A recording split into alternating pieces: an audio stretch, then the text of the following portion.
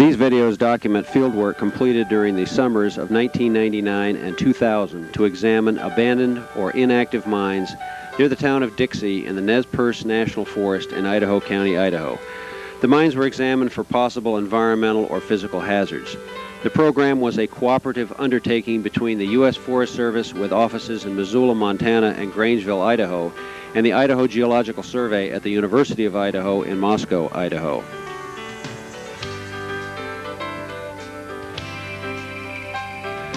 The fieldwork was done by Earl Bennett and Ted Eadman with the Idaho Geological Survey. Support services were provided by Victoria Mitchell and John Kauffman, also with the survey.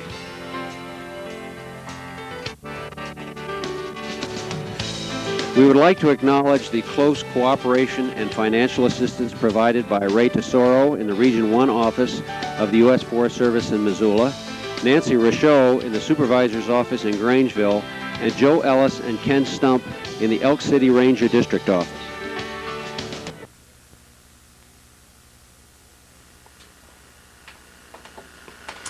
I'd like to give you a brief overview of the Dixie area of the Nez Perce National Forest.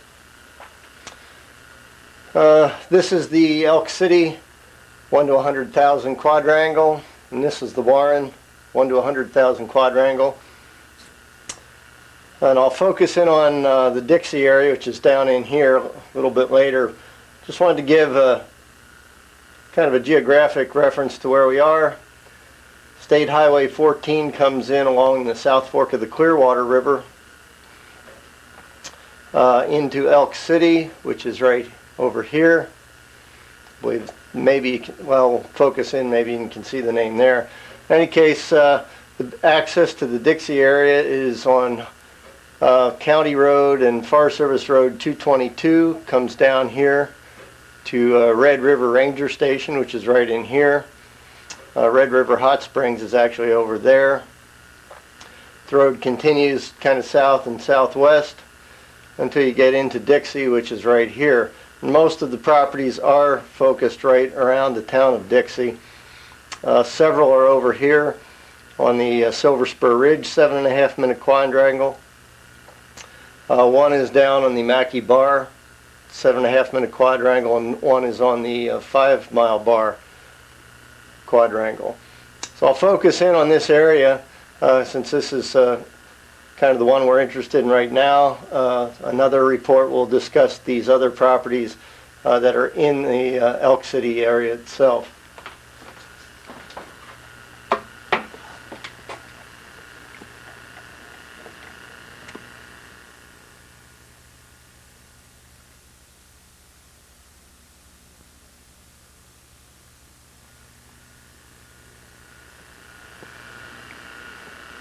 Okay, I focused down a little bit on the Dixie and the Silver Spur Ridge quadrangles, and you can see most of these properties are just immediately around the town of Dixie. If I zoom in a little closer, assuming I can find the right zoom button here, you can read some of the names. Won't go through all of these since there's quite a few of them in here. But you can see the town of Dixie is just right about the center of the frame, right in there, right across from where the P in Pritchard is. It's actually, the town kind of extends north and south of there for several miles now. There's quite a few new houses in the area. And then if I go down to the 5 mile bar quadrangle, you can see the Mammoth Mine. It's down here. This is the Salmon River, where the green stripe is through there. And then off to the west is the War Eagle Mine, which is also was a fairly significant property on the Salmon River breaks. Again, there's the Salmon River, continues on to the west. This one's on the Silver Spur Ridge. Let's see if I can get to the right one here. There we go. No, that's the Buffalo Hump. There we go. There's the Silver Spur Ridge. And these are the mines over there. You can see the Gold Bug. Let's see if I can read them from here. The Hematite Mine, the Gold Master, Utopia. A little further to the south are the Union Group and the Dixie Royal. Come on down there and we can see those. And that's pretty much all that are on that quadrangle. As I said before, most of them are focused immediately around town of Dixie. Crooked River flows through there. Crooked River kind of comes through and continues off to the south here and eventually goes and flows into the Salmon River. Well, that should pretty well wrap up an intro for the Dixie area, and we'll begin with the individual property descriptions for the Dixie.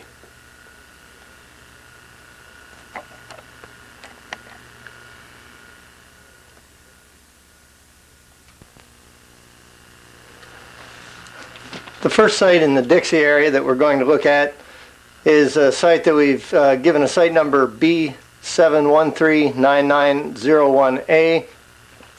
This property is identified as part of the 64 mine on the videotape, but it probably isn't. It's possibly another property called the Moby Dick, or it may actually be a property called the Four Deuces. Hopefully by the time we put the report together, we should be able to determine if this site has a name, and if so, what it is.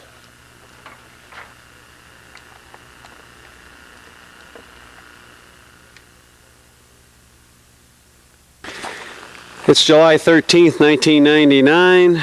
We're at what we believe is EC 159, the 64 mine, which is on the road that parallels the main road into Dixie, and it's about 2 miles north of the town site itself. The adit shows a shaft and a prospect pit, and that's kind of what we have here, although looking down into the so-called shaft, it's about maybe 15 feet deep, obviously overgrown. And if you turn a little bit to the west, you can see a old claim can, unfortunately with no notice on the tree, and a prospect pit back here, which extends over to the road, which is just over to the right there a little bit. We walked in here about 50 feet. Obviously the Forest Service has been in here. I think you can see, or somebody has, there's blue ribbons festooning the trees all around the place in here. So it's a pretty good bet that that's what's going on. Not a lot to see.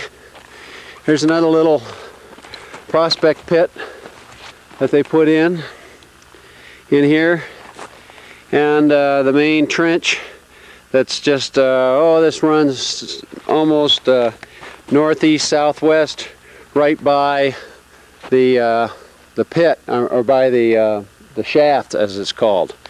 Now from the shaft, the interesting thing about the shaft is from it there is a fairly long pit that goes out there and down around to the edge. I'm going to walk over there and get you a picture of it right now. Okay, there's the shaft, my pack up above it where we were just a second ago. And if I do a 180 and look down, you can see in the trees there a hole with a fairly long trench that goes on out and goes down there about 50 feet or so, where it's been dug up a little bit. That might be an adit that caved up here on the top, or they put a shaft in and had an adit down below. Not quite sure. The dump right in here, it looks like it's typically from the shaft. There's a round dump, a lot of or some bull quartz. There's bull quartz and granite on the dump. No sign of mineralization. And outside of the fact that it makes for kind of uneven terrain to go wandering around in here, I don't see that there's any real hassle with this particular property. So it's totally dry. There's nothing to sample up in here. So at that, we'll write her off as a non-hazard and head on to the next one.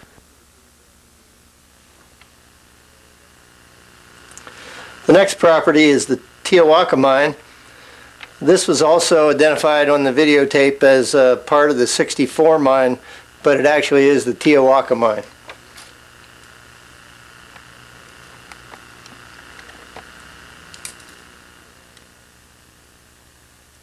13th, 1999, Earl Bennett doing the dialogue. Well, we think that last property was actually the Moby Dick, and that we're now at the 64 mine. The roads in here are confusing, to say the least. There's many of them. This does look like the first crossroad, though, but so we turned off of the 9527 road, and we're on the 9527B road right now, if we're correct, and we'll find out here pretty quick. Anyway, we're at the lower workings. The workings run up a little hill. There's a gulch on both sides. We think Dixie Gulch is the gulch that's on the other side. It's got some water in it. This is the lesser of the workings. It looks as though it's a placer primarily, and we're just kind of spinning around here taking a look at it. It's a fairly large trench. It's probably 200 feet long, and its widest point right across through here on the order of 60-70 feet. Again, looks as if they were washing granite, pretty much eroded granite, and I don't see any sign of an adit or anything else in here. Now, there's a cabin. This is the lesser workings. There's a cabin right over here through the trees that you can see. We'll turn off and go over there. We're standing down in that little cut. Give you an idea of what it looks like. Now, off that way, which is to the east, there's a little drainage off there about 100 feet. It's running a fair amount of water in it right now. Might have been what they diverted in here to do this kind of work. Again, you get kind of an idea that I'm not sure they hydrauliced it or what they did, but they moved a fair amount of dirt and topsoil out of here. We'll turn her off for a second, keep looking. Okay, we're looking back at it now. This would be to the northeast. Again, you can see these little channelways that are all full of old trees and so on in here. Look as though they probably washed a fair amount of gravel in here. This looks like it's been plastered in here.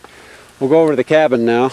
Well, we found a nice pile of white bull quartz, and you can see more laying over there in the bottom of that pile. This is undoubtedly what they were after, every one of these little quartz veins in the granite. Yeah, now we've got another one of these little channelways. You can see it. This would be west of where we were just standing. It comes on down through here like this and heads on down. And there's the cabin with the road. We're going to go get a closer up of it. Okay, we're looking at the ruined cabin in here. All falling down. The road sits right next to the road. If you go down the road there about 150 feet, you'll cross that little creek. There's a culvert in there. Comes across where this fallen down cabin is. And then we're going to continue to truck right on up the hill, up that way, up on the top of this little knoll between this little drainage here and a bigger one on the other side, which is where the bigger workings is located. Well, we just started up the hill. Here's another pit. It was either part of the placer operation or a prospect pit that was dug. And when we got to the top of the hill, there's quite a few old little trenches up there. Okay, we've come up the road probably 200 feet to the west from that last workings. Next thing you see is a cabin which is on the south side of the road. And just for scale, I'll show you what else is going on. Here's the cabin. I'm standing in the road. This is the shaft location and the dumps from the shaft. And right down below it, you can see right there is what looked like an old mill or an old mill building of some type that they had. Now we're going to move over to the dump over there and get a picture. By the way, there's an old car. Now we'll walk along on video. Give you an idea of some of the flotsam and jetsam here on the pile.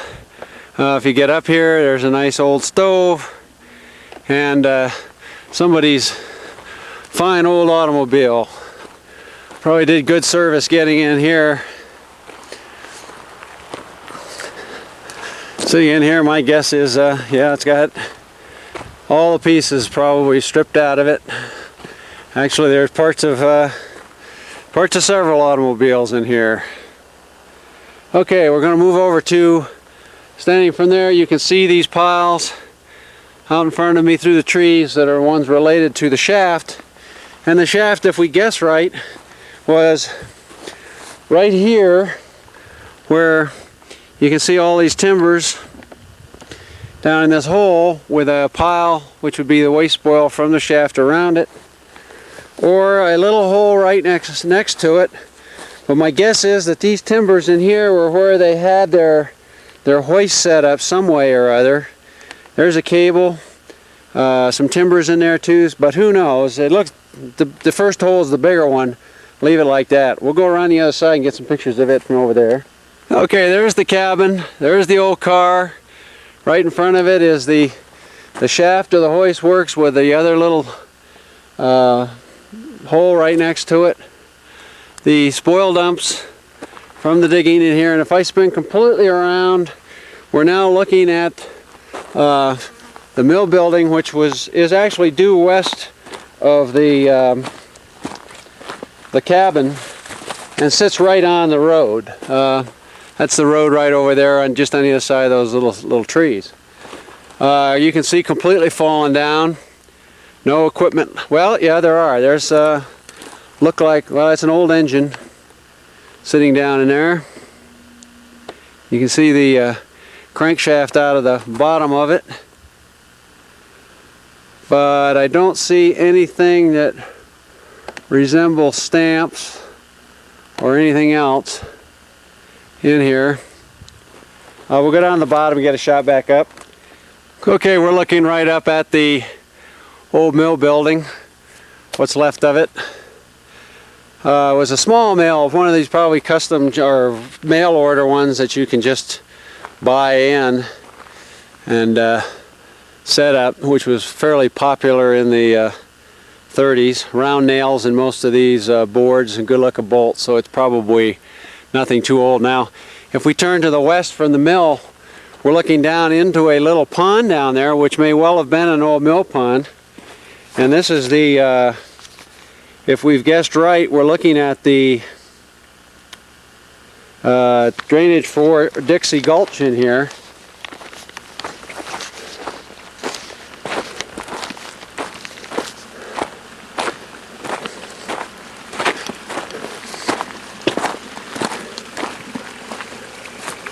Which is not much of a drainage. There's about equal amount of water in the little drainage over there on the one on the east side, but there is there's no doubt about it. They put a tailings impoundment in here.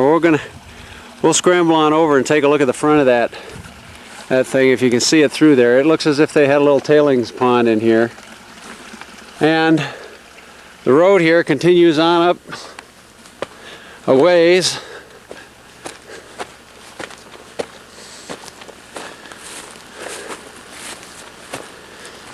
And as you can see, continues on off to the west, as shown on the map. About it, they built a little tailings dam across here. You can see there's the pond, and the mill, you can even see it through all the veggies, is just right back over in there through those trees. Can't see it real well. There's the pond. The tailings dam is built out here. Looks like about 30 feet, and it's breached around the other side there, so the best way we'll do to see what the problem is with this water is we're going to grab a sample right down in there, which is pretty close to the discharge end of the creek. I should note again, this is all granite and quartz veins in here, so how much material actually ever got discharged into this little pond, or whether it was a makeup pond just for water for the mill, and that's highly likely too, or both, we don't know. But we'll get a water sample and see what we can do with it. And one last picture of that little dam the pond over behind it. And that will be the end of the video, at least for right now. This next property is the AJAX mine. This one was identified as the Slip Easy mine on the videotape, but it was later determined that it was the AJAX mine, and the Slip Easy mine will be shown on a segment later.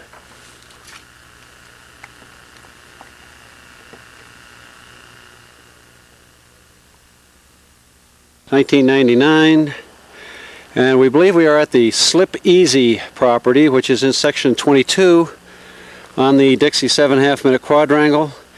On the Forest Service map it shows it's at the end of 9527E, but we think this is a new road that cross-cuts in farther north to the mine than shown on the map. Probably was put in here for pole cutting. And you're looking at the road where it comes in, and right across the hill over there is the first series of small trenches and pits you see that we believe are related to the Slip Easy. And then right on the road you can see where they've taken out part of this this waste dump here for road metal. There was a cat came up at least into here and shoved some of this stuff on down.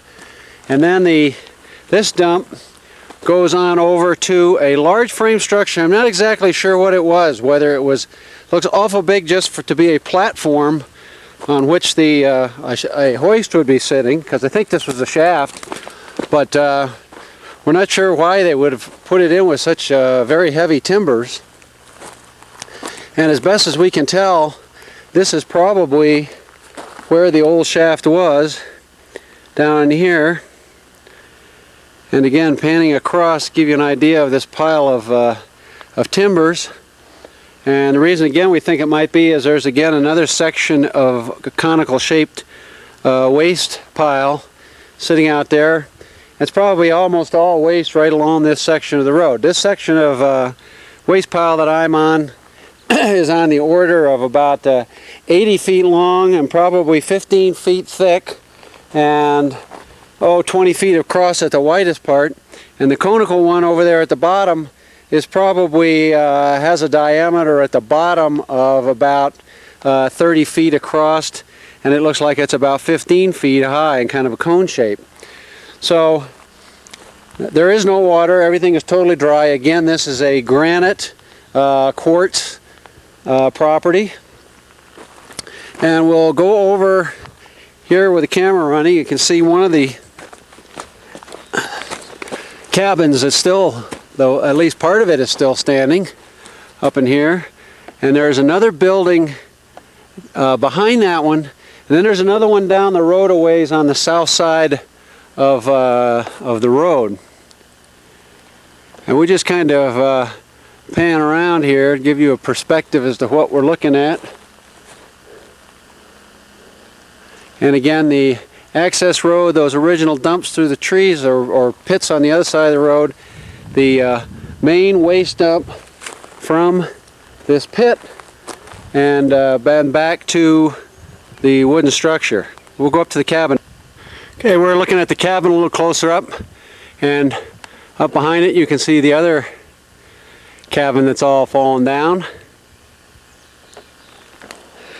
Okay, we've moved up to, we're about 200 feet west of the cabin, and we're looking into a small pit.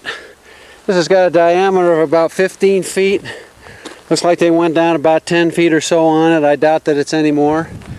Give you an idea, there's the cabin over there, the other cabin up the trees up there, and this whole countryside is just full of these little pits, and these trenches are biggies. They were looking for the extension of these east-west trending vein systems.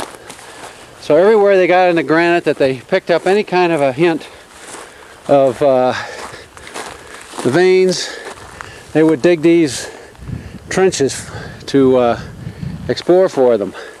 So we're going to walk down and get you a picture of a modern thing. You can see that blue tarp down there with the water in it. We're going to walk down there and get a shot of that in the other cabin down below. Well, we're down looking at the modern pit. You can see the big blue and black tarp they've partially lined this thing with. I have no idea who put it in here or why they put it in here. There's new blazes on the trees. This is a new piece of work that was done. What exactly they're doing, why they put the dam in here, I have no idea. You can see there's some seep water coming out from the hillside down there that goes on out and then into the pond.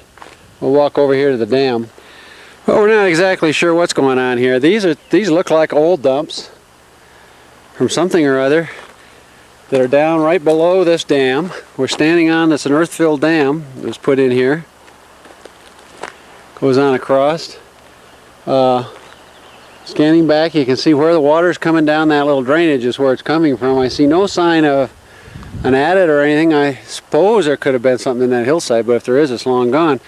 That's the dump from the shaft that we were standing up on just a little while ago, looking at it.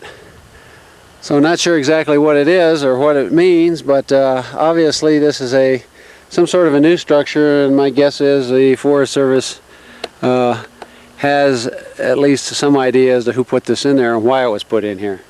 Okay, we're not going to walk down there, but you can see there's the old other fallen down cabin right down by Boulder Creek.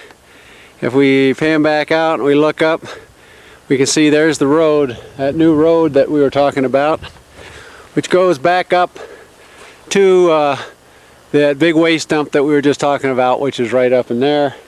And if we continue panning on around, that blue tarp line pond is just over the hill right there, right down in that little bottom. So that gives you an overview of where we are. Fallen down cabin. We're up a little closer. And if you look close, you can see just right over the roof of it, probably see some glint right in there of the water we believe is Boulder Creek. And then through the trees, up right in there, you can see the actual road that runs along Boulder Creek. So this new road comes in. If you follow it down to the bottom here, about another 100 yards or so, it ends right on Boulder Creek, and you can easily walk across to the road on the other side. There again's that big dump up there where the shaft was. And with that, that'll pretty much end the video that we're going to take today for the Slippy Easy Mine and associated.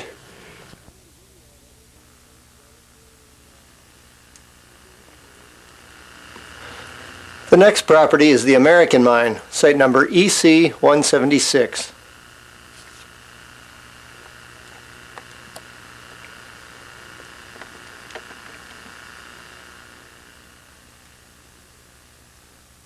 It's July 13th, 1999. Earl Bennett, narrator. We believe we're at the American Mine and that this is the main adit of it. It shows on the topo sheet as just having a few pits, and indeed up above it there's a prospect pit. There's a couple of more of them down here on the hillside. This is fairly typical of a lot of these prospects. We thought we'd just film one for the heck of it. If this was an adit, not a trench, obviously it's totally caved.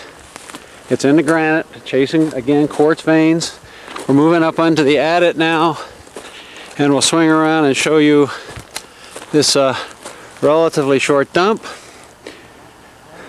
Probably not more than a couple hundred feet of workings. The dump itself is no more than 20 feet across on the top and maybe 10 feet thick on the nose.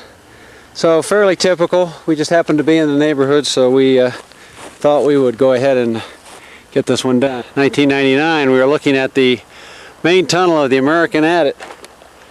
And we're standing on the dump, and the road into Dixie is actually built on it. We just came off the hillside up above there, and there's small pits and trenches that go up for about 150 feet on up above this property. It's, as you can see, there is a little teeny bit of water comes out of this thing. It is not flowing. There's not enough that we could get a sample. It's definitely a seep. And as I said, continues on up through the hillside there. As you can see, it's granite, and again with full quartz veins in it.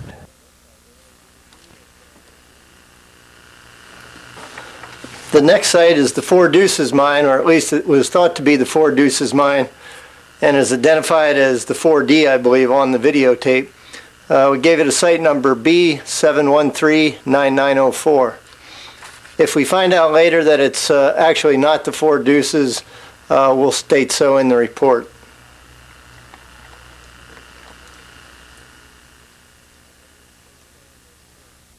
We're at the 4D mine, which is just up 4th of July Creek, about 1/8 of a mile. You go past the road that turns to the right, and the next diggings is this property. Used to have a complete covering, and this adit was completely covered. As you can see now, it is indeed open. There's no doubt about it. You could gain entrance. We don't know how far in it goes. It has had a seep, but it's just there's hardly anything to sample now. I don't believe that water is moving at all. You can see it goes down and it just kind of disappears into the dump down there at the end. This property is posted. These are the coverings that used to be over the adit. It had a log covering over the top of it. This is pretty much it. I'll swing around to the east. The road that you come in on is the 4th of July Creek Road is down there, and then it turns off. There's a little parking place in here, an outhouse, and just behind the outhouse is a trench that only goes in about 20 feet or so. And that's about it. We'll go down and take a look at the dump. We're standing at the end of the dump. This is the road that goes up 4th of July Creek. Across the road is, of course, the obligatory wreck car. That makes it an easy place to, or abandoned car, easy place to find this place. So I turn around. You can see we're looking back now to where the adit was. It's up there just around the corner. Again, they were into a quartz vein in granite. There's a fair amount of bull quartz out here. Very few signs of any sulfides. You can see the water, where it does finally pond up out here, just kind of disappears into the granite grus. And that's it.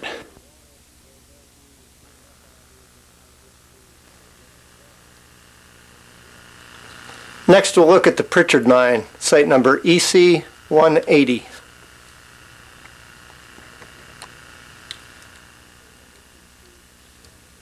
(1999). We're standing right on 4th of July Creek. That's one of the bridges that goes across it, or a bypass, and that's the 4th of July Creek Road, such as it is.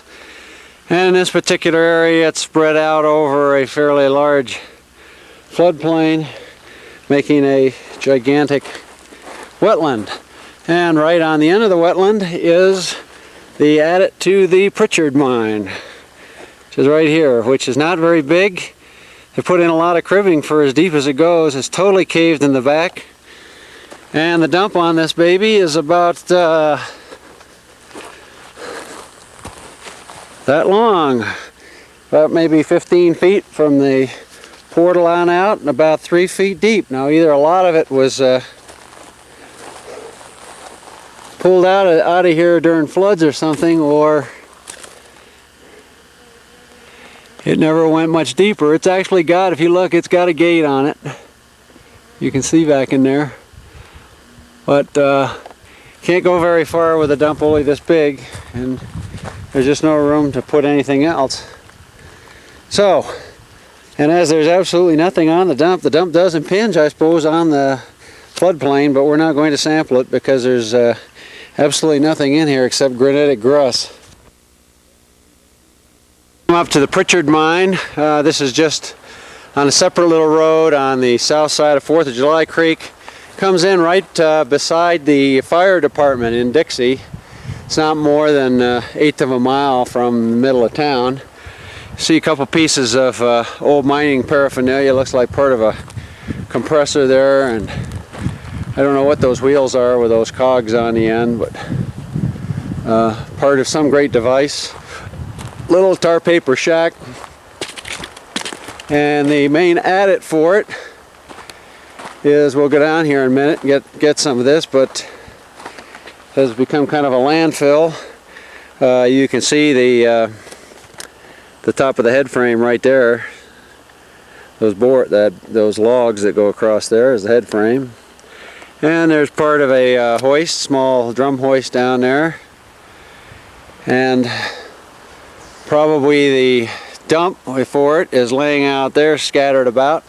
We'll go down there and see what we can find. Now, yesterday we mapped, or we videoed another tiny little adit right on 4th of July Creek that was sitting right on the creek, and we call that the Pritchard Mine. Might be part of it, I don't know. There looks as if there's several of these little caved adits in this granite grus that go down to that area. But we're going to go down there and get another look at it. Okay, we've moved down. There's the shack up at the top. We've moved down and we're taking a look at what's left of the portal. Again, you can see the beams above the. We used to mark where the portal was anyway, or where the adit went in, we believe, plus the hoist and so on. As we turn around and look, this is probably dump material in here, but getting any estimate of size is so overgrown and whatever, I think is pretty hopeless. Pretty hopeless. That's 4th of July Creek right over in there.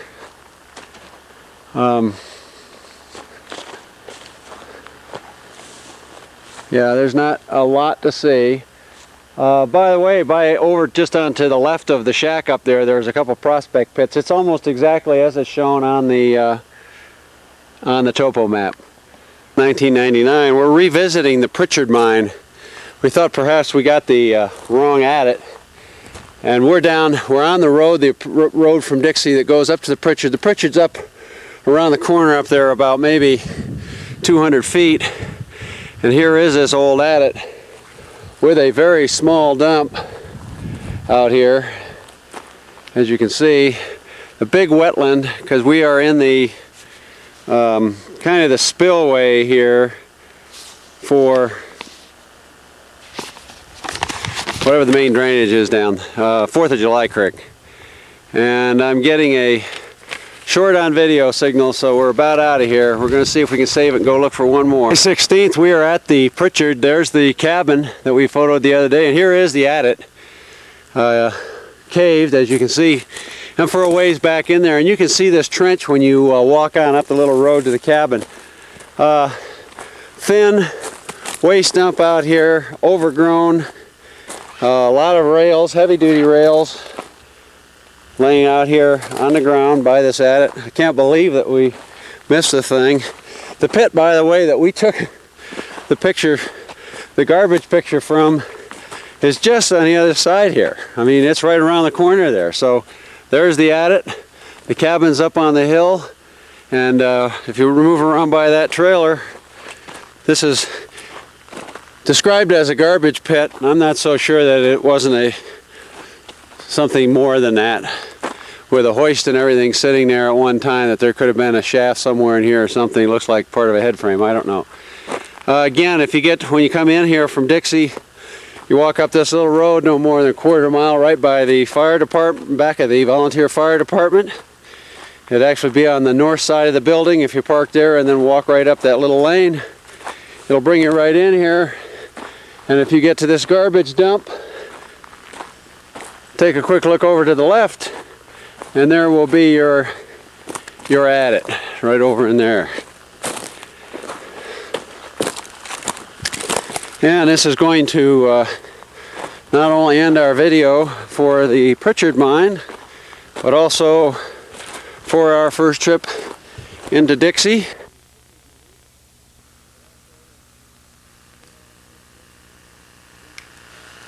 The next property is the Juanita Mine, site number EC 191.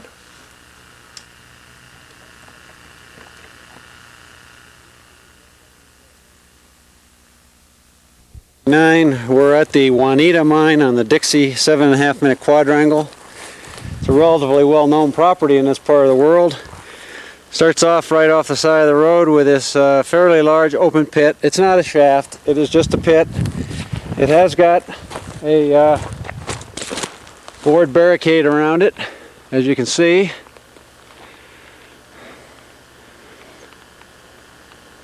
And the long thin dump from it goes out. We'll pace it off. It's not very wide, but pretty distinctive when you see it. goes on out with a lot of little trees growing over it. It can't be more than about 7 feet wide, and on this end it's just a couple feet deep. We're going to pace it off now. 21 paces long, and we're standing on the nose, which is approximately 16, 17 feet thick, and just enough room, looks like, for a set of rails to go on it. We'll turn around and see this kind of long skinny thing goes back, and that's where the pit is where those boards are around it. Now, down below the pit on the other side of the hill, there's another adit that we believe goes with this property. We're going to take a walk down there and take a look at it. There are also, up in this part of the world, a few prospect pits laying around like we've seen in the past, but nothing to worry about, and actually nothing to worry about at this property either, except for the hole. We're looking at the caved lower adit now at the Juanita. There are some rails. They look like they were, yeah, they were the old board with caps, steel caps on the rails. You can see them there. They nail those iron pieces on the tops of like 2x4s set on edge in the ground, and that's what were their tracks. It gives you an idea that this was done quite a while ago. A lot of little trees growing up through here. The dump's about 40 feet long and maybe 8 feet, 10 feet deep on the nose, about 8 feet wide. Not much of a deal. There's a pile of timbers laying out here by the side of the adit, and it looks like a double dump. We're going to go up and take a look at that one up there here as soon as we get a few still pictures and see what it looks like. Forest Service or somebody's been in here. All these mines are tagged with blue ribbons, so it's not too hard to find them. Just figured out which ones is which is a problem. Okay, if you look, we zoom in, you can see the rails up there going around the pit that we looked at first. And as you walk down the hill, the next thing that you find is this pit, which is fairly deep, and that's what that double dump was. It does not have a gate around it. I suppose for cross-country snowmobilers or whatever, it could be quite hazardous. It's interesting how they did it. This probably also is, this may be the caved part. Yeah, I believe it's the caved adit. That's what it is. If you look down here, you can see some timbers. Those are probably rock supports for the adit. You might be able to dig that out if you got in there. It doesn't look as if it's caved much further back up in there, although by the size of the dump, can't be much more to go than that. We're looking at that dump, kind of a circular dump, about 15 feet in diameter, and 5 feet thick on the nose. And we're looking down now to the adit that we were looking at down below. There's that pile of timber, and you can see the dump with the trees on it out there in front of it. And everything's dry, everything's caved. Possibility, I suppose, of digging this, if it is indeed an adit, digging it out. Although, as I said, there's the fence for the first pit that we took the picture of up there. So all this stuff pretty much on strike, and not too big of a hassle in here. Next we'll look at the Ontario mine, site number EC190.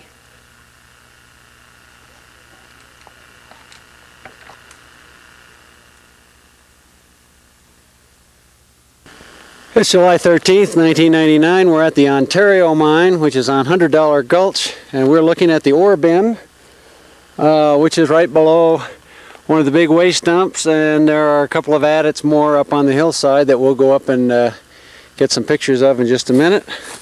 Looks as though this did indeed, this gully's got some water that came out of it. Again, it's a seep now, so there's hardly anything to collect. You can see how lush the veggies are down there, showing us that indeed there's a little bit of a trickle coming out of it. And the ore bin here has got some oxidized stuff in it. Again, we're into one of these, we'll take a look and see what's on the dump, but my guess is it's a granite quartzite thing. So we'll go up there and see what's on the dump right now.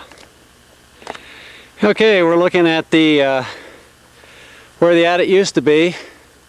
It's totally caved, no rails or anything. Comes out, there's some timbers and stuff laying out here. And as we do a 180, we're looking out over a pretty good sized dump, and the mill's right off the nose end of that dump. We'll pace it off now. Okay, that dump's 16 paces long.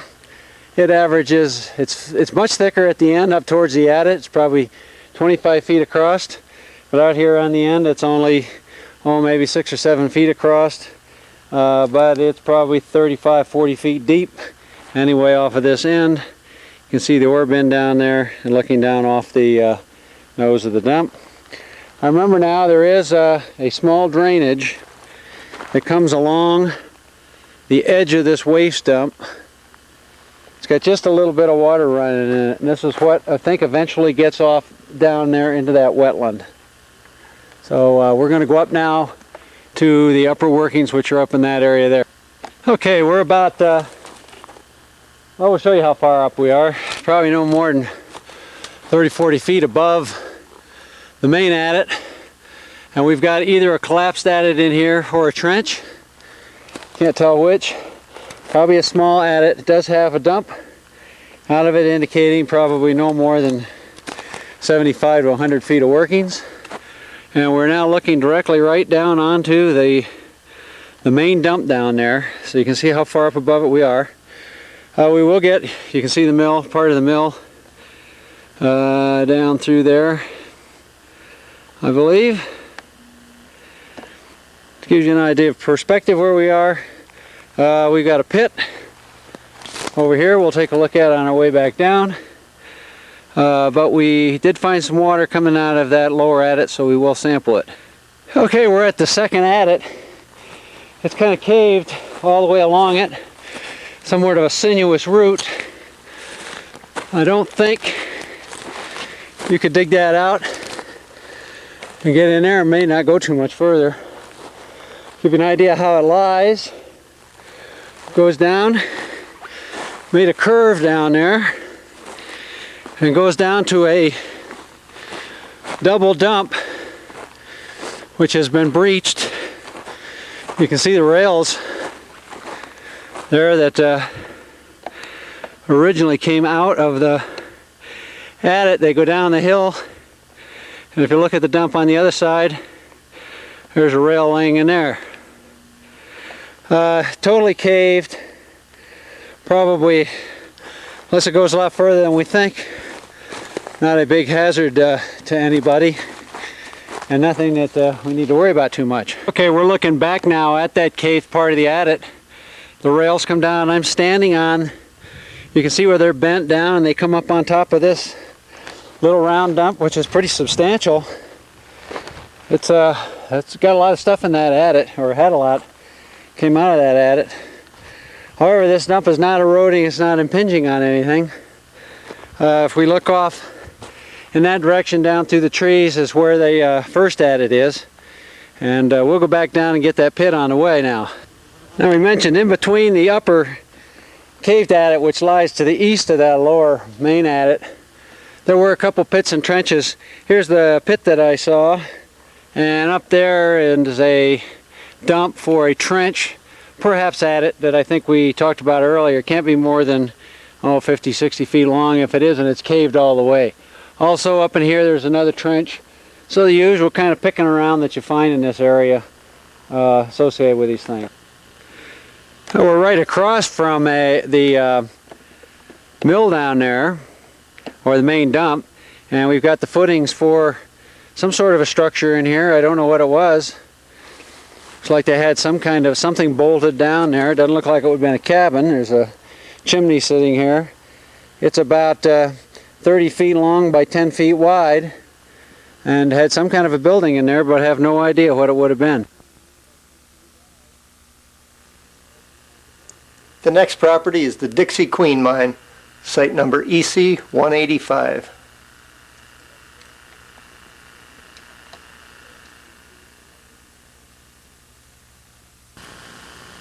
It's July 13th, 1999, and we're at the Dixie Queen Mine, which is across $100 Gulch. And you're looking at the old, what's left of a building with a pit in front of it. And as we cruise around here, this is pretty much the whole mine workings in here. You can see a series of pits or shafts, all of them open. This is the largest one. It's probably 35 feet across and at least 15, 20 feet deep in here. Pretty good size. We'll walk down now and take a look at these other ones. Okay, we're looking at the big pit. There's a little trench right next to it. And this is the dump. And probably all these boards and so on is where they had their hoist when they were working on the shaft, or in their shaft, put their shaft down over there. Now this waste dump out here, it looks like it's all built, that this waste from the shaft is all out here on this dump. It's about 80 feet long and probably 25 feet across, but it gets pretty steep up here on the nose, as we'll see.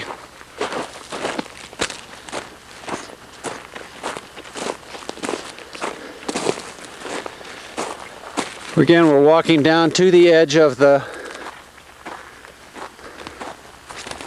dump. Yeah, it's probably about 40 feet deep going on the steep side, and there's another cabin or building down below. Roof's gone, but the walls are in pretty good shape. And it looks as if though there could have been, we're looking back now at that building that was up there on the top. Trench at it maybe. My guess is, well, there's pipe and stuff out here. There probably wasn't adit in there. It's now totally caved. Yeah, it's an adit. You can see in here, there's just a little seep of water, nothing moving that came out of it with a spring high water. So that sits right next to the cabin, which then is about probably 150 feet downhill from the big pit, which is, I think, an open shaft over there. We're now going to walk down the hill here a little ways. There might be another adit down here. Well, we don't think so. That's the front of the dump right there. This is what we're looking at. It looks like just a couple cedar stumps sitting in there that are kind of holding back that slough bank. We turn around, they did have something built down here. There's footings with some bolts and so on sticking out of it. I have no idea what it is. And looks like their cabin might be part of the dump out there. We'll go down and take a look at it. Well, our guess is that these, what look like waste dumps down here, aren't. They're probably related to something to do with plastering that went on in $100 Gulch, which we're looking at. We're looking down right now. You can see the greenway down through there is where the gulch goes. It's kind of a little meandering creek, not a lot of water left in it. I don't see any signs of any more adits. We're going to walk around a little bit, see if we can catch something down here, but it doesn't look like. Give you an idea, again, perspective. There's the cabin up on the hillside. This is the cabin down below, and that's the dump, waste dump in the middle over there from the shaft. Okay, we found another cabin. We're a little bit east of the lower cabin. This one's totally collapsed, or is a building of some sort. And it sits right by this, what was probably a trench. I don't think there's enough of a dump out of here for an adit, but again, you never know. Could have been. Anyway, it's totally caved. It's totally dry. The dump out here is, probably circular if you put it all together. 20 feet in diameter on the top, but it's only a couple of feet thick. So it wasn't very much material came out of there. And the road, obviously, which sits right up on the top of the ridge there, comes in across $100 Gulch. It's only about 150 feet from the upper workings down to the creek. So if you can find the road in here, getting to it's pretty easy. Just to comment on these roads, even though I know this area reasonably well, I got very confused this morning. None of these roads are numbered. And there's the lower cabin, the dump. Right about in there is where the shaft would be, and here's the pit or the trench with this old leather building that we found down here.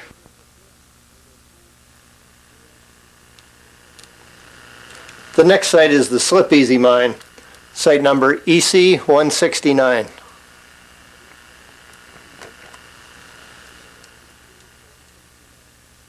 (14th, 1999). Earl Bennett in the field, and I am at this morning our first stop, the Slip Easy Mine, which is on Boulder Creek. Hopefully this morning we got the right set of roads up here in the Dixie area. And we're looking at an old cabin down the bottom of the hill down there that is one of about 4 collapsed structures on this area.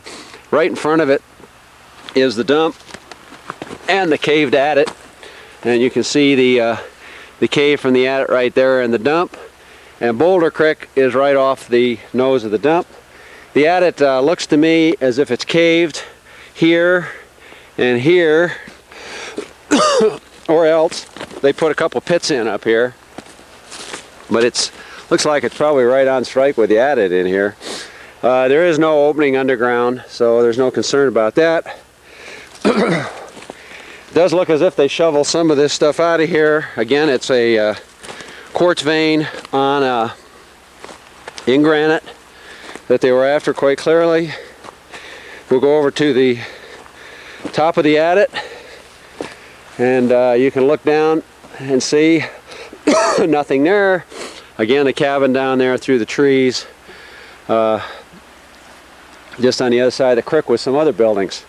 And there's 2 roads in here. There's one on the other side of Boulder Creek, and there's one that comes in on this side of Boulder Creek. I didn't see this one. It comes right to the dump. Probably the ones to the other side there went over to, the one on the other side was for the cabins, one on this side for the mine. So with that, we'll put a hold on the video for a minute and get a few still pictures.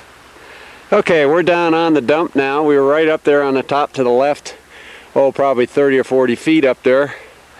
And you can see that the adit is indeed caved.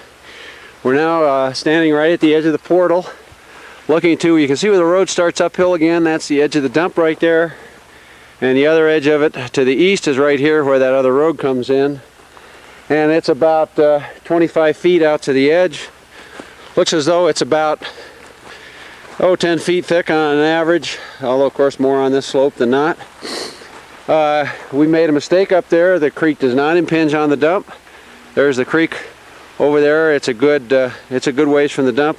Although the floodplain, you can see how lush the vegetation in there. Undoubtedly there's been water up to the edge of the dump, but it doesn't look as if there's been any erosion down along the edge. We don't see any seeps or anything. This is the old mill, not a log cabin. It's in here. We're going to go around and get a little better vantage point over here in just a second. Yeah, we're back in there now. You can see we've got quite a bit of down timber in here. It's looking pretty good, or down boards or whatever they are. And this is obviously the loadout right here. Not much you can recognize on here. Let me see, we saw an old engine, I think, old motor laying, oh yeah, it's over there. There's an old motor laying over there in the grass. That's a good identifier. And a couple pieces of scrap metal laying on the dump down here, whose purpose escapes me. Some pieces of pipe and so on right down in there. A few identifying features. Now right across the creek is a collapsed cabin, and there's another one over to the left over there about 150 feet. So we'll go back over and get a few videos of the collapsed cabin, and that'll probably just about do her for the Slip Easy. Okay, we're back on the other side of Boulder Creek. There's the dump. Through the woods there, you can see the old mill site. Yeah, it'd of course be right up above. We're looking at the first cabin that's collapsed over here. There's a log cabin. It's pretty much totally shot. Not much left on it. Round nails in it, so nothing Probably very historical on it anyway. And as we turn, look over the top of the bike, we're in the little parking lot here, I guess. This will be on the south side of Boulder Creek. There's the other log structure we'll take a look at. The obligatory hypoloid gear and various old car parts seem to be necessary out here. And another fallen down cabin that you can certainly see for yourself. Interestingly enough, there's another cabin down the road. This is the way in here. Not a great way in here. You got to cross. It'd be hard to get in here with a vehicle. Way across Boulder Creek. Although you could walk in easy enough. There's a cabin down there about 150 feet on the left. That's even a worse condition than these, and we won't film that one. We'll just let her go.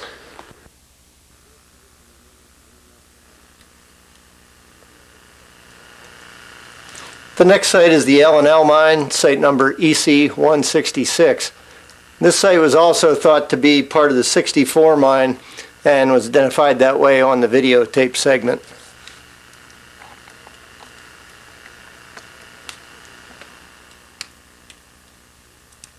July 14th, 1999, and we are looking into the shaft of the 64 mine, which is in Dixie Gulch on the Dixie 7.5 minute quadrangle. This is one of those ones that I get a little concerned about. Based on the waste pile that's out here, this is there's got to be more material came out of this hole than meets the eye, and I would not, for one, would not want to be zipping down into the bottom of this thing. It is closed, but I would be very concerned about this. This is one of these ones that needs to have a good look at as far as the possibility of having something done to it. If you take a look at the dump, now we're turning pretty much to the north. You can see the blue ribbons of our predecessors there. This is the waste dump that came out from it. You come across the pit, and there's more waste dump. Goes down across this structure right here, which is probably was the hoist works, a cabin over the hoist works. And then down to, and there's an old ore loading bin. You can see those logs down there at the end of that waste pile. So pretty good sized waste pile. Another little pile, just this would be almost due east of the shaft. And then if we walk down towards where the road comes into this property, we can see there's another pretty good sized hole in here. Again, it would not normally be of concern to me, except for the fact that this one and the little one next to it sit right along that road, and this is a snowmobile route in here through for the winter. So from that end, I'd be a little bit concerned about this hole right along the road here. Back off a little bit here. We're looking around here. Here again, you can see the snowmobile route marker on it with that shaft sitting over there. Okay, there's the dump. It goes to the north, across the shaft, to the hoist house, and out to the dump on the other side and down to the ore bin. We'll go over now and take a look at the ore bin. Yeah, it's used an ore bin, all right. You can see the chutes down there where they loaded her out onto something or other, and the timbers from it. And then right behind it, that would be the end of that waste dump that we said came down to the south of the pit. And a few poles and stuff down here. Everything up here is completely dry, and we're going to walk down the road. There's a whole bunch of pits and little small pits and so on down the road, one of which has poles around it like at the Juanita mine. We'll walk down there and get some video of that, but outside of that, that'll pretty much do it for this property. Did miss, notice the kind of unique set of poles that they had on there as a roof or a slide perhaps. I don't know what exactly it was, maybe a roof on the top. That's kind of the defining signature, I think, for this ore bin.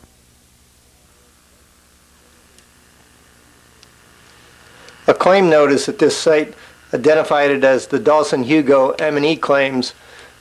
We gave it a site number B7149904. and this is a short distance from the L&L mine.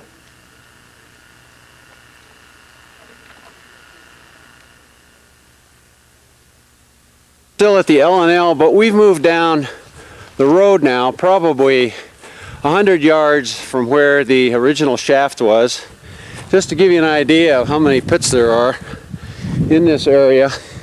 And these extend along the road. Some of them are pretty close to the road. So again, this one right here, for example, could be a hazard. None of them are more than 3 or 4 or 5 feet deep, but they would cause you some severe damage if you ran into them. Probably the deepest one is this one that's got some timbers around it here.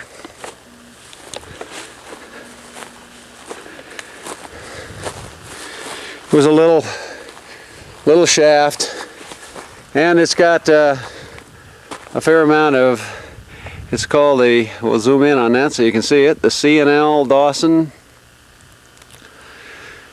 Hugo something or other.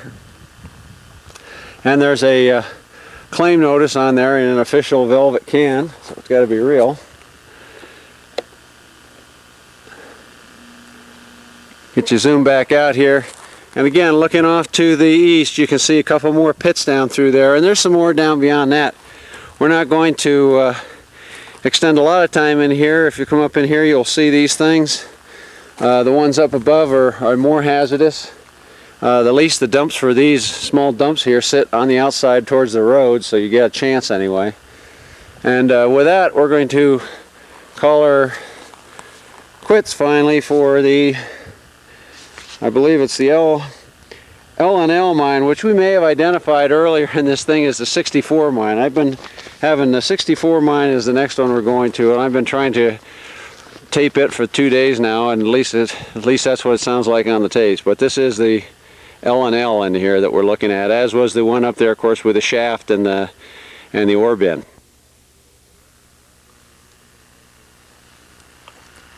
This site is another unnamed prospect near the L&L mine, and we gave it a site number B7149903.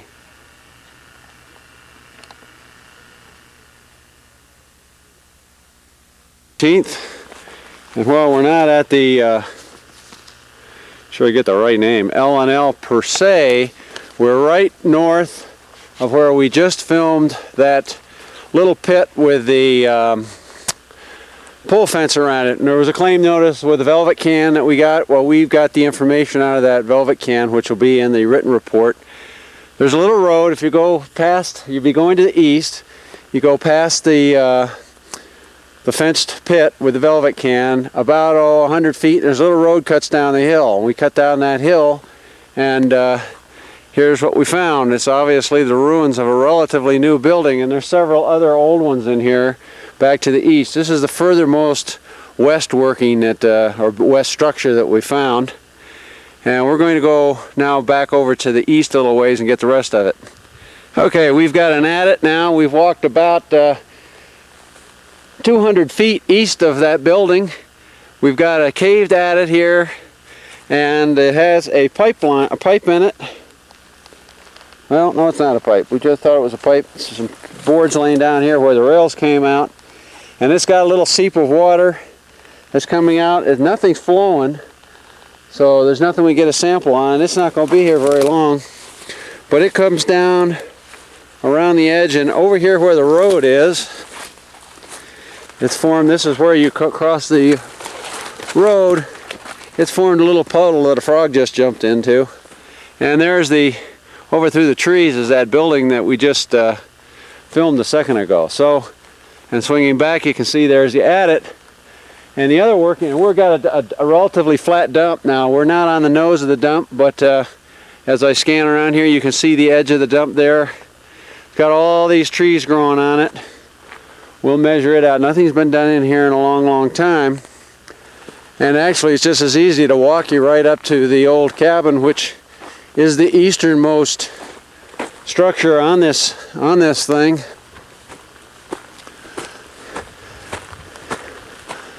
It sits right up here.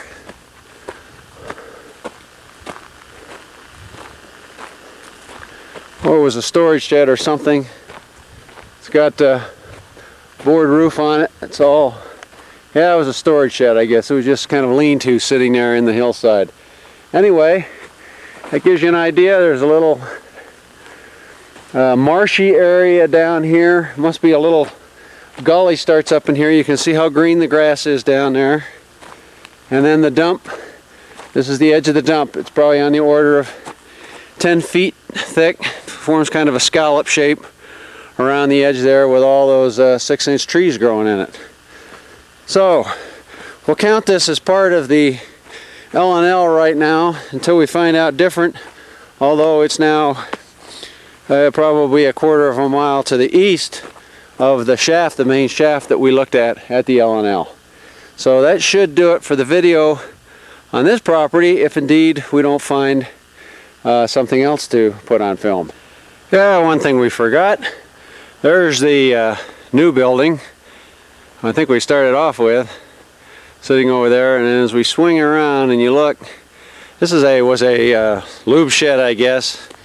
You can see there's some old oil cans in there. We're going to go over and knock on them in a minute. Well, this white one right here is either full of water or it's got oil and water in it. I don't know which. The rest of them all seem to be empty. They've all rusted out. So I don't know on that one what the story is, or whether somebody wants to come in here and pull it out of there. Anyway, that's it. So the little oil shed here is about halfway between the adit and the main building. Well,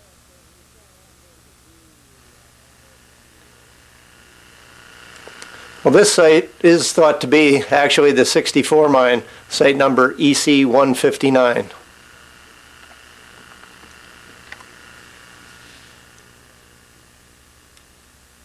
It's July 14th, 1999. We are at the 64 mine, which is on the north side of Dixie Gulch, and we are looking at the shaft as it is shown on the map.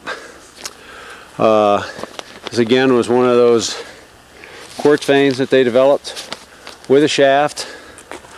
Looks as though there might be a few other workings around here. This was the main dump for the shaft. Hoist works would have been over on the other side of where those timbers are, over in there. Gives you an idea of what's down in here. Based on the size of the dump, probably not much more than came out of here than what's here, although if that's a dump over by the road, well, it's probably just the bank of the road over there. They also have a couple of trenches out in here that you can see that look like, again, just trenches they put out here. And we'll walk up this road a little bit and see if there's anything else that we can find, but it's pretty small. Just much up the road, so all we've got is the shaft here and a little waste dump sitting there. And that's about it. Now there is a relatively new cabin as a couple hundred yards to the east of here, and we'll stop and get a little video of that, because if you find the cabin, it makes it pretty easy to find this place. Although the road in about this last eighth of a mile of road I didn't ride in, it's got a lot of down lodge pole on it, so you have to, once you find the cabin, just keep trucking on the road until you get in here. And that should just about do it for the 64, which I'm glad to see, because I've been trying to film the thing now for 2 days, getting it on wrong properties, but this is actually the critter. So that'll be the end of this particular property. Okay, we've walked down the hill now. We're still at the 64 mine. We walked down the hill from the shaft, and you can see the dump for it right there. That's the nose of the dump from the shaft, and right below it, well, I believe we almost missed it, is an old caved adit. It was timbered obviously at one time, caved back in there a ways. There's a little short road that goes to the shaft that's right up at the top of this thing, and if we turn right around, we are looking at the dump out here with all these little trees that are growing on it. Obviously nothing's been done in here for many, many years for this adit. Now just a little bit to the east of the adit, over there in the trees, are the obligatory prospect pits, none of which are more than just a couple feet deep. So there is a road now that cuts along in here, goes back out to the main road.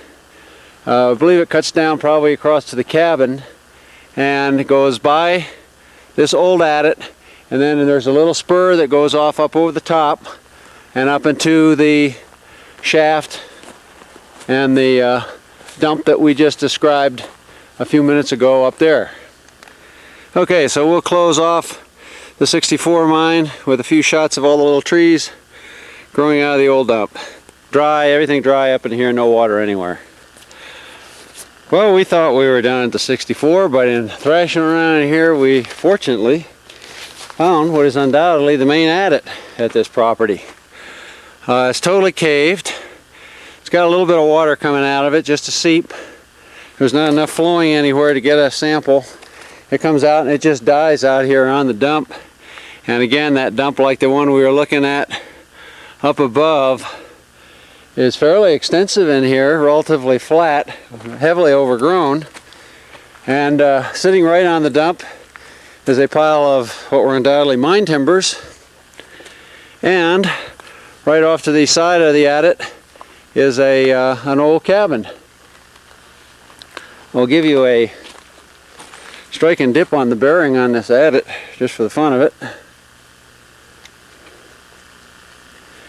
There's little roads chopped up all through this country in here. Part of this little creek down here has been plastered. We're looking at about a north 30 east trend on this adit right here. So that adds another working here to the 64. Made it worth our time to finally find it. And we'll see if this is really the end of the 64 this time. Okay, we're still at the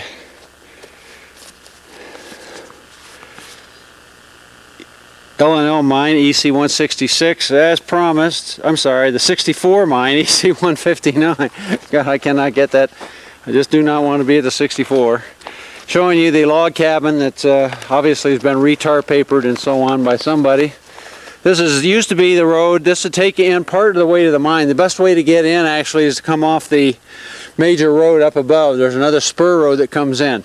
Right behind the cabin is a fallen down pile of timbers where there used to be another little structure. And this is the road I came in on. It only goes out there 100 yards or so before it hits the main road, and if you keep right on going up that road and take the next left, I think it brings you right into the mine workings.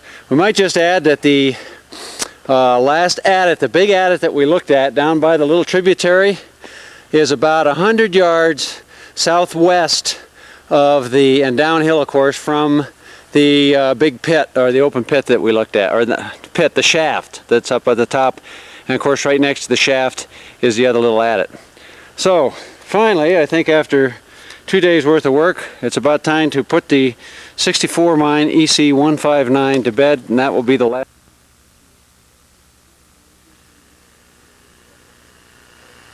Next we'll look at the Burpee mine, site number EC-157.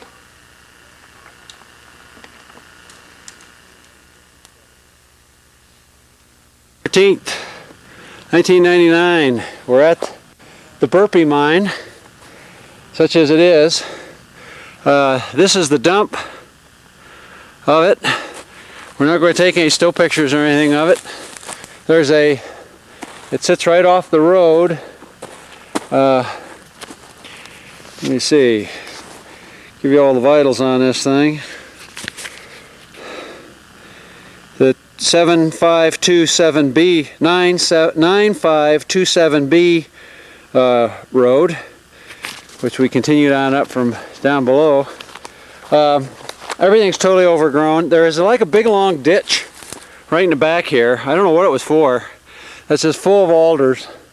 It could have been a piece of the old road. It could have been a road that came up to this thing, whatever it is. Now, right behind the little pit, if I can get in here without destroying the camera, is like a shaft. It's a pit, probably 15 feet across, maybe 10 feet deep. Yeah, there's a little waste dump over there. So that's what it was. It was they had a little pit they put in here. And you can see maybe through the alders there where that old roadway was, or whatever it is. Yeah, and here's some more rock they dug out. At any rate, Not much to see in here, completely overgrown, totally caved. I suppose you could fall in that pit if you were ever wandering around up here in the brush. The size of the dump, just a little ways off the road, across the road. We're not going to film it. There's a totally smashed cabin, maybe a few more in there, but nothing left of the Burpee prospect. We wanted it on a record just to save somebody from having to come up towards Burpee Mountain to find this thing. It is it's a bit of a hassle to get in here, and you wouldn't want to bring a rig. It was a good thing I had the bike to get in here. I think right through there you can see the road that we came in on. Okay, it's almost exactly a half a mile off of the 1188 road up here for future reference. And with that, we'll shut down at the Burpee mine. Well, we're not doing a very good job of calling them. We're still at the Burpee mine. We're standing in what probably is the adit. It's actually right across the road and would go under the road from where we were sitting, right across the road on where those little shafts were. Again, as you can see, pretty much caved now, full of alders all the way down. When you get down there, there's a little tiny seep coming out the bottom of it, and that's all there is. So that'll pretty much do it for the Burpee, we think.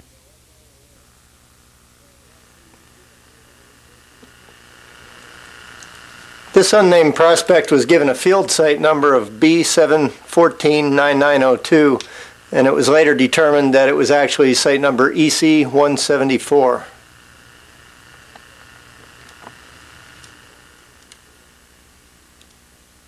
July 14th, 1999. We're at an unknown property that we've given the number B7149902. It's on the Dixie quadrangle. It's in the northeast section of 28, about 1/4 mile due south of the TIAWAKA mine. It's off the main road that goes up 4th of July Creek. About 100 yards, there's 4 bright red ribbons on the tree on the road marking where the site is. We want to make sure we found this because it is one of the few open adits that we've seen in the entire area.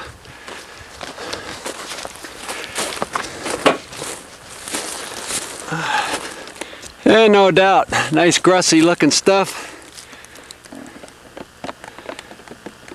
We'll zoom on in, see what we can do.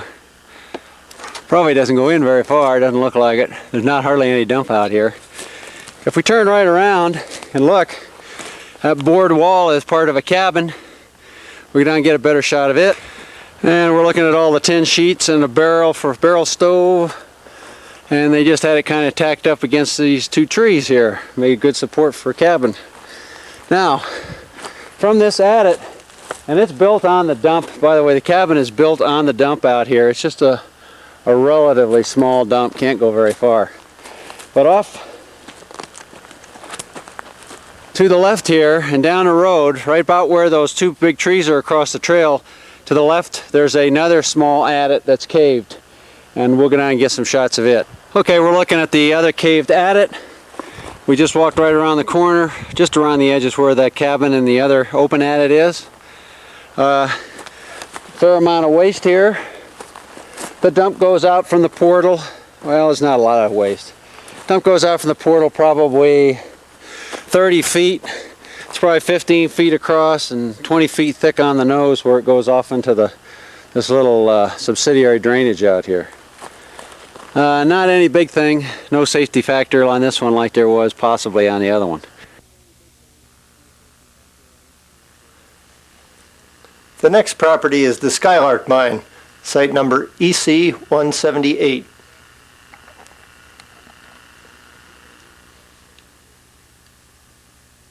In 1999, we were at the Skylark mine looking at one of 2 adits. And then from up above, there's lots of bulldozing and trenching going on in this area. Both the adits are caved. You can see a few timbers here at the mouth of the caved adit. It caved back up a ways. And not a lot to it. If we turn around right from the portal and we look out at the dump, we can see it's kind of a long, narrow dump. Can't be more than 100 feet of workings in this particular property. We're going to go over now and look at the other. Oh, by the way, the other adit is south and east of us here. We'll call it adit 2. That's the dump right there. So here's the adit here. Swing over there, not more than probably 90 feet, and there's the dump for Adit 2. Okay, the dump at Adit 1's 13 paces long to the edge of the nose. As you can see, it's got a long nose on it. It's probably, on average, one rail's width on the top here, so it's probably 4 feet on the 4 feet by the portal, going out to 10 feet wide on average to the nose, and it's probably about 25 feet thick on the nose is our guess. Not a tremendous dump. And it looks as though the one over there on the other side is going to be about the same size. We'll go over and get it now. Okay, we've moved over to Adit 2. It's almost a twin for the second one. You can see it's caved. Goes on out. Got a bit of a breech dump here. It goes on out, and the dump is just about the same size as the other one. They're almost just a pair in here. There's a lot of disturbed ground up above here, but it's all looks like bulldozer trenching or something like that. These are the only two adits that I see. As I zip around, you can see all kinds of signs of disturbed ground. It's all in granite, lots of bull quartz around. That's what they were after again. The same old, same old. Absolutely bone dry, no water anywhere, which is good. So that'll conclude the video, at least for the lower part of the Skylark. And we thought we were just up above that first dump. We thought we'd give you an overview of it. There's my pack sitting there. You can see about how long it is. There's the adit, edge of the adit right there where the portal would have been. And that'll do it till we get up on top side now. And looking at where I think they put, looks to me like bulldozer tracks, trenches down through here. All through this country, there's quite a few of them that were done a long time ago. You can see how the little trees have come back on this. Pretty fragile granites, grass. It doesn't support a lot of veggies, and of course this is pretty dry down this part of the world anyway. You can shift over here to an area, it's probably the same kind of material, and you can see how few trees you actually get to get these lodgepole in here, but even that they're kind of spread out a little bit for lodgepole. Anyway, there's kind of what it looks like down through here. We estimate the disturbed area in here is probably on the order of about 8 acres. That's a rough guesstimate. It's maybe not that big, maybe 5 to 6. It's covers a surface disturbances a fair amount.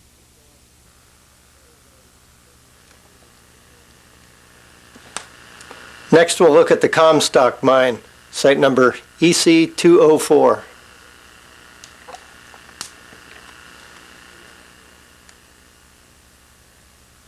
In 1999, we are at the Comstock mine, which is south of Dixie, and is getting close to the end of the road. We'll be going down to the swastika, which is the last one down here. This is EC204, and there's a small complex. This is actually built.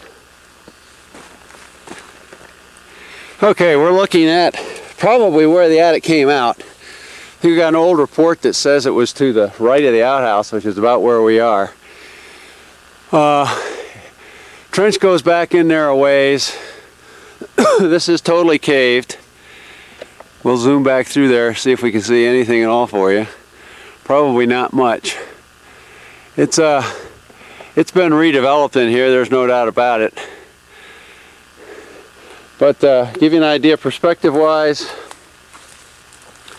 there's the outhouse and the little shack right to it. So as you're looking at the outhouse, the adit is about 25 feet to the right of it. There's a bunch of roots and so on growing in right where the entrance would have come out. There's a brown bottle laying right at the mouth of where the thing is. It's totally dry, not much to see.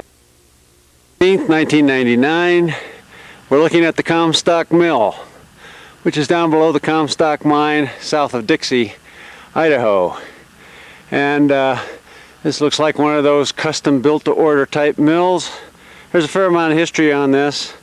Round nails, tar paper, needle and knob, electron wiring, so can't be too very old, probably the 20s, somewhere in there, but we've got a good history on this.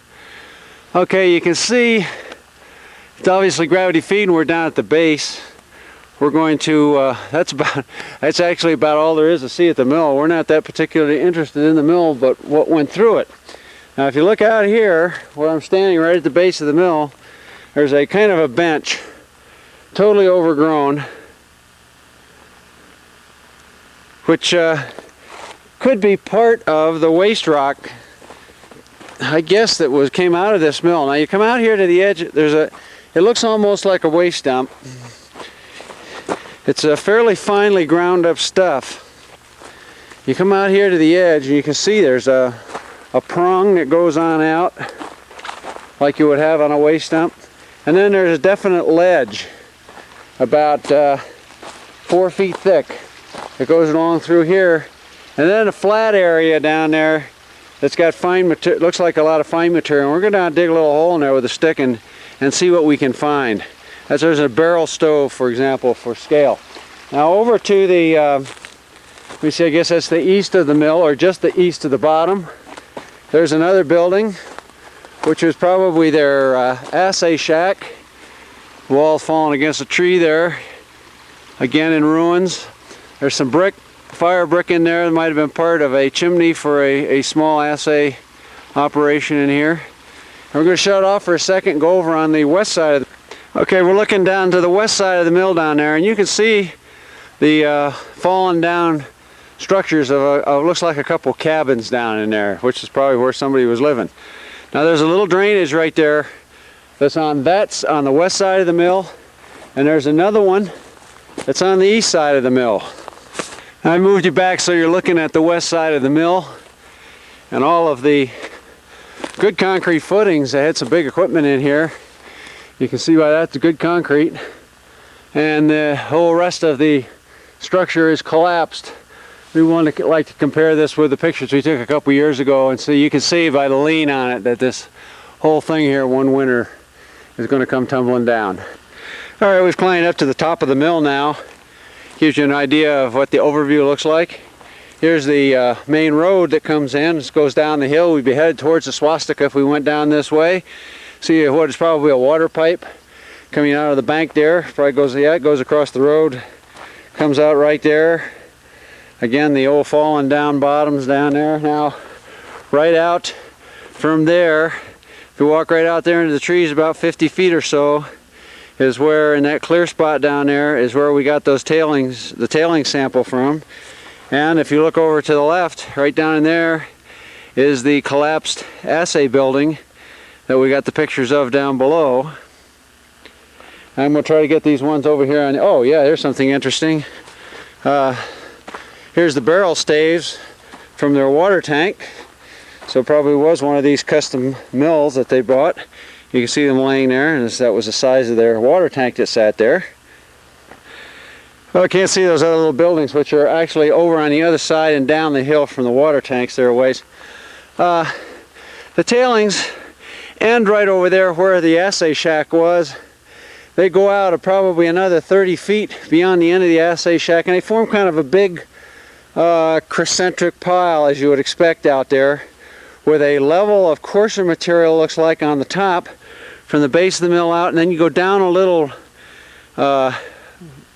wall, if you will. It's about 3 feet high, and then onto a flat that goes out for about another 25 or 30 feet that's got the fine material on it.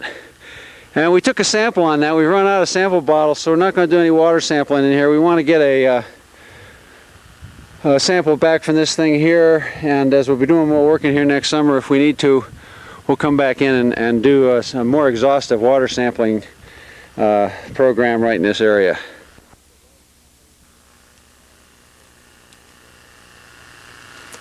The next site is the Swastika Mine, site number EC207.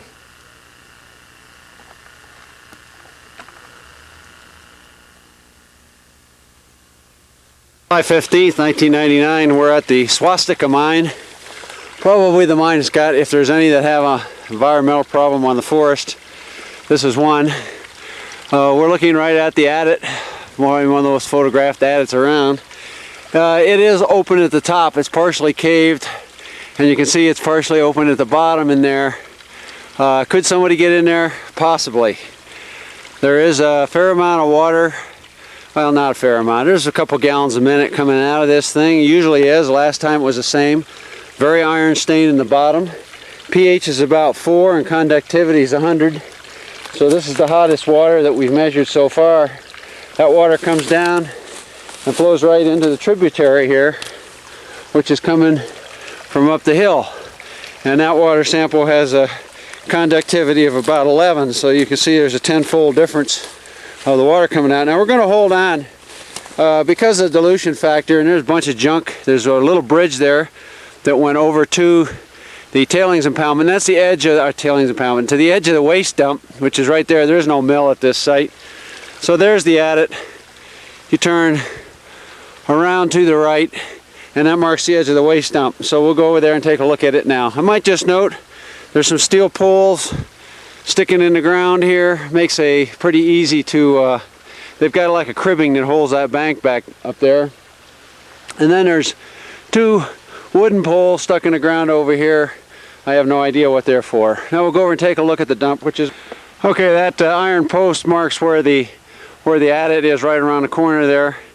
We've just come across the field and the creek, and this is that first little row of the dump. You can see how iron stained it is. A lot of iron staining on this dump. Goes out there probably 160 feet or so. We'll measure that off. It's overgrown, but indeed has a fair amount of iron staining on it. And it does, the creek now is running right along the side of the dump. We get over here, you can see it right down in there. That's that creek that the water just went into from the swastika mine that we just showed you. Getting in here is not easy. It's a good walk for the last mile, which is no big deal, but there's a lot of down timber. Hasn't been any of the four-wheelers or anything in here yet. I was on my bike this morning. I only got down to the old mill from the Comstock, which is hardly worth the effort. Should have just walked all the way in. That's what I would recommend anybody do next time, is just walk on in. No video is taken at this unnamed prospect, which was given a field site number of B7159905, and was later determined to have a site number EC206.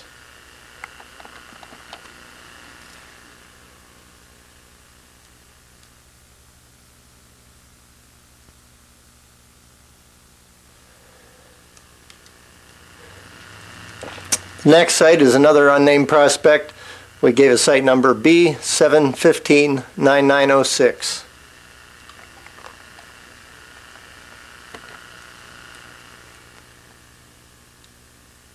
We're at a property we're calling B7159906.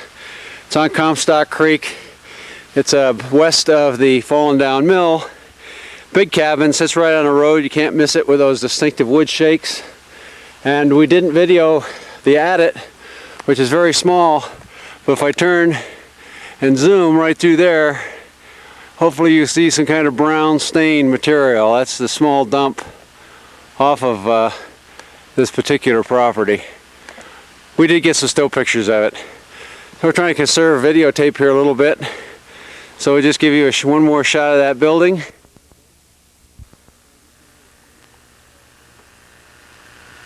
No video was taken at unnamed prospect, site number B7159907.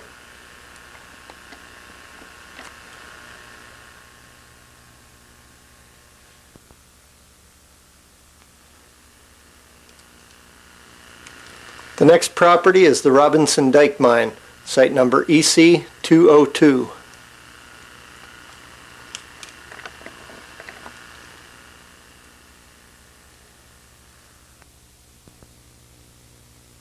Okay, we're looking at that mill now. We've moved down below it, what's left of it. There's no reason to thrash back there in there in the bushes. There's just nothing but a big pile of timbers, nothing totally recognizable. This water that comes out here, we think in part comes down under the road from the adit up and back, and in part comes from a little creek around the side there, and we're not exactly sure if that comes out of another adit or what the deal is. We're going to try to find out. It comes from back up in there. It almost is a little drainage size. We'll go take a look, but we definitely will get a sample of this water right where it comes out of the mill right here. It'll be too far away from something. There's a rail sticking out of the dirt right there. This whole area, of course, was up for consideration for a heap leach operation here not too long ago, and on our way out we'll take a look at the big area they cleared with timber, from timber, where they're going to put their leach pad, and see how it's coming back after they restored it. Again, there's the ore bin up on the top of the hill. That gives you an overview. There's roads that cut off of this. They went to drill pads that cover this whole hillside from this last exploration effort. So with that, we'll get a water sample, and the next thing will probably be over at those little cabins. To Main Street Robinson Dike Mine. Here's the first house, probably the mayor's abode. It's in good condition. Fixer-upper maybe. Little corral. We got a barrel stove. And another broke down cabin sitting right in there.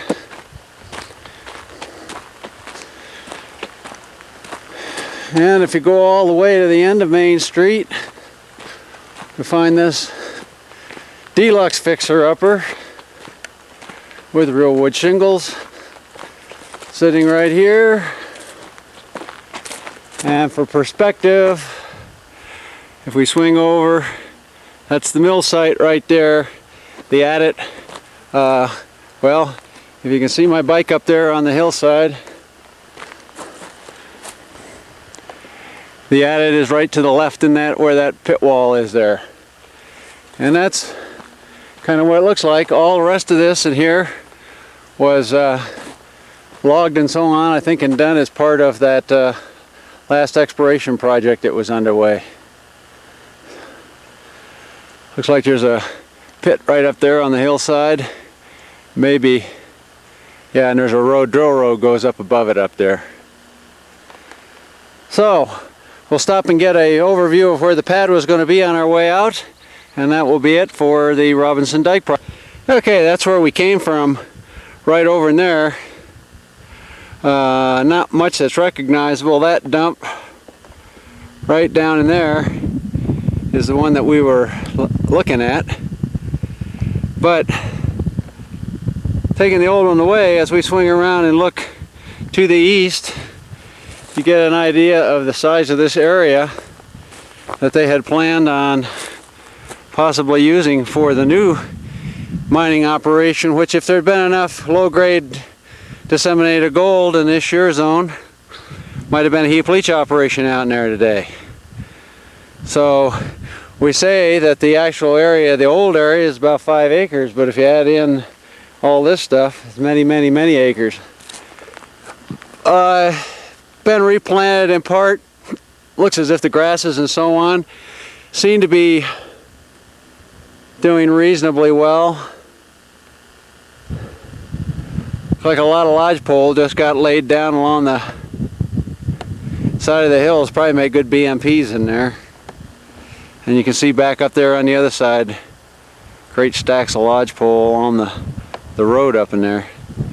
Anyway, they had big plans, as we always do. And the operation actually was going to take a look at this whole hillside up in here, which has got drill roads just carved all over it. Did put in, there's good water bars and so on this road, so that part ended up pretty good. Don't know if we can see a little bit. Yeah, there's one of the old, there you go for perspective. This is where we were. We're walking down here a little bit, and there's the last cabin in Main Street Robinson Bar with the shakes on the roof, and that makes the open pit and so on right over in there.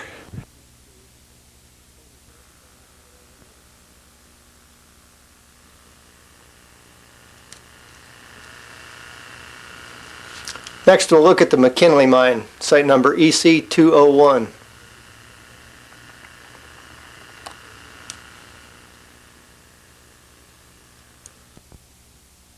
mine. We're at the McKinley mine, which is on the Dixie sheet. It's EC201, and it's about half a mile to the east of the Robinson Dike property, and we're looking at the adit. This I think was open the last time we were in here. It's now totally closed. Little seep of water coming out, goes on down here and disappears into the grush down here. Don't think there's a spot in there big enough we could even get a sample, nor is it probably worthwhile, as this granite gruss around here just sucks it right in. Here's what's left of the waste dump. It's been partially bulldozed. This road, by the way, goes on down. We're going to go down there. It takes us down to around to another property in a minute, and we'll go up and get a look at the surface works up here. There are, I believe, 3 buildings in pretty good shape. There's one right there, one like a garage in the background, and maybe there's only 2. Well, a little woodshed in the back, and the obligatory boiler. And we're swinging back to, you can see where one of the posts were that marked where that adit was. And it looks as if it's actually caving back up in there a little bit farther. So, nice granitic soil. Any water that comes out of it's just going to suck it right up like a sponge. Note the area out here. Looks like somebody planted some grass out here. It's coming in real nice. I think it was here last time we were in here too. We were impressed with the foliage, if you will. And again, so if we swing from the adit, we would go down, a piece of the waste dump left. Nice good looking granitic soil on that waste dump, no problem there. Oh, there's a little pond next to that, I should have mentioned that. Kind of a wetland comes in over to the left of the picture there, in that area. Little pond comes down there. Again, it can't go anywhere. So, and back to the house, and that will pretty much wrap up the video for the McKinley mine. The next property described in the report is the Republican mine, site number B7159910. No video was taken at this property.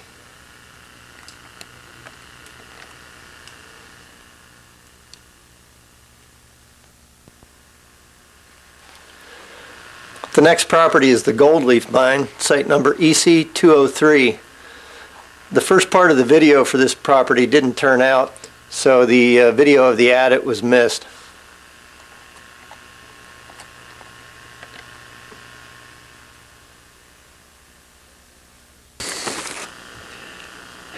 Well, the adit that we videoed is sitting right over there in all that brush. We've walked up this little road here about 75 feet, and we found this big cat sitting in here. It's an old-timey one. It says Cargo Road Builder, something other car and foundry company, Portland, San Francisco.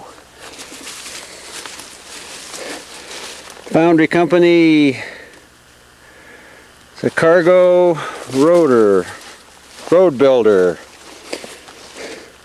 Seattle, Portland, San Francisco. A lot of iron in her. It's one of the old-timey ones. And we're going to walk right up in there, which is where the cabin is. And there's the man's abode right there. As you can see, not in the best condition, probably not even in the fixer-up category. And the road that brings you in here is right there where my bike's parked. You can see somebody's cut some limbs out. And as I turn around, you can see the back of the yellow grader there. So we're on the left-hand side of this little draw. And the main adit's down that hill on the left-hand side, about another 75 feet. The hillside over across on the west there's another little road that goes along the top up in there. There's all kinds of little prospects, pits, trenches, and so on along that road. Nothing big enough to be of interest to us, though. So that will do it at the, the Gold Leaf property.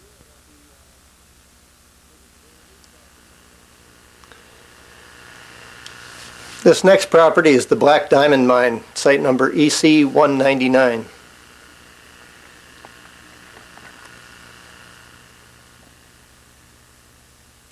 The Black Diamond Mine, which is on patented claims, EC 199, and you can see this was the one we had pictures of a couple years ago at the portal. Obviously it's open, the gate's been pulled off of it, and there's some rock support up around the back there. We didn't recognize it because we used to have rails coming right out. Now somebody's bulldozed the whole pile of stuff in here, and there is water coming out of the adit. You can see the rails from the adit there. It was just kind of lean-to structure in here, and we're looking out across the dump, which is substantial in size, and we've paced that on off. It's very thick. It's on the order of probably 60 feet thick. A lot of rock came out of here. Now, as this was patented claims, this is the road that comes in here, and if you go right up around the corner, there's a new resort that was built up there. I asked the lady where the old mine was, and she said she didn't know, she hadn't seen any, but this has been up here, was just developed. And if you look up above there, if I can block off the sun, you can see a new home going in up above the tunnel here. Now I don't know how it curves. It looks as if it's curving back over to the left there, so it's probably not any big deal. This was the main working. It was relatively new when we were in here. We thought it was. It had no trespassing signs on it and so on and so forth. So it's a pretty good size deal, was anyway. And we're going to get a sample right over here of where that water comes out of the mine. There's again, you can see how much it is. It's just a small trickle, a couple gallons a minute probably max, where it's coming out there from under the rails and around the corner. So that pretty much does it for the main adit as shown. It's as shown on the topo map for the Black Diamond. This concludes tape 1 of the video report on the study made in the summer of 1999 and 2000 on abandoned and inactive mines near the town of Dixie in the Nez Perce National Forest. Please insert tape 2.